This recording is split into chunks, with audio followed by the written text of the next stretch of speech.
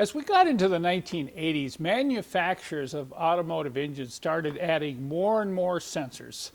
By the 1990s, you started seeing sensors all over the place. Now, these sensors aren't a bad thing. They're primarily added to increase fuel economy and reduce emissions and to make the engine more drivable. But one of the things you may run into when you start working on some of these older engines, particularly these old late 80s and early 90s cars that you have to be really careful about when you go to troubleshoot engine problems. Now, this is a 1994 E320 with the M104 engine, and it's got sensors here, it's got sensors back down here, it's got 3 sensors right here on the thermostat housing, it's got a sensor here up here on the front, and there's got 2 or 3 more sensors right down here, and there's another one on the other side.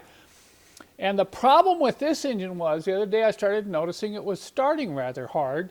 It would stumble and quit, and then I'd drive it for a while, and I'd shut it off, and it wouldn't start at all until the engine cooled down. Well, you could go crazy trying to find this particular type of problem, but usually what I do on these cars, the first thing I do is I just go inspect all the plug-ins for all the sensors on the engine, and I make sure they're all clean.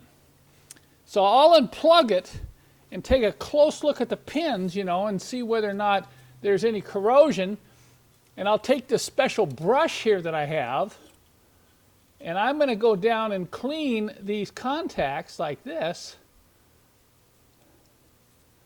And then what I like to do is I like to take a little silicone dielectric grease.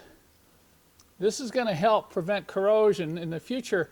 A lot of the problems you see with these contact points on these sensors is due to corrosion.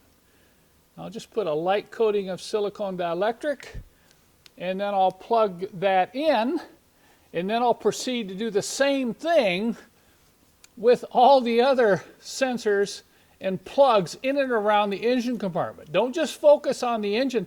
Also look around here and check for other contact points, other plugs that you might want to remove and clean up. And then once again, you don't glob this in. You just need a light film primarily right at the opening here, and then I'll plug this one in. But as I was going around on this particular engine, I got down here on this big sensor, and I tried to pull it off to clean it, and it just fell off. Look at that. Look at the plug part of the sensor just came right out. So this was obviously loose and cracked and maybe not making proper contact on this particular sensor right here. So I've ordered in a new sensor. We're going to go ahead and replace this sensor and see just how much difference this is going to make on the startup and running of this particular engine here. Here's the location of the sensor. You can see the whole head is missing. It's broke off. Here you can see one of the wires coming out. Here's what the new sensor looks like. And of course there's coolant in here, so I have 2 options. Either I need to drain a gallon or so of coolant out of the radiator, or I need to put some rags down in here and work real fast, okay? You can make your own call on that one. You have to be quick or you're going to be spilling coolant all over the place. But we're going to go ahead and get this sensor installed back on this engine. I'm going to finish cleaning up all the plugs in and around the engine and the engine compartment.